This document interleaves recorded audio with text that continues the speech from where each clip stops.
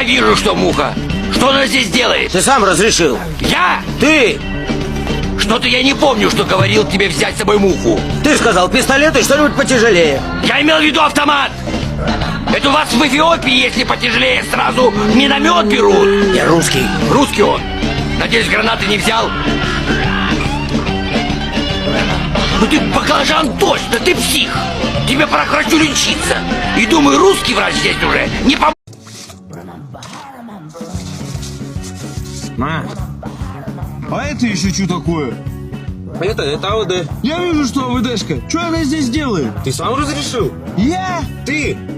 Что-то я не помню, что я говорил тебе взять с собой АВДшку. Ты сказал взять распылитель или что-нибудь потяжелее. Я имею в виду автомат. Или это у вас в Эфиопии чуть что потяжелее сразу миномет берут? Я русский. Русский он. Надеюсь, праймер с собой не взял. Ну ты, баклажан, точно псих. Тебе пора к врачу лечиться.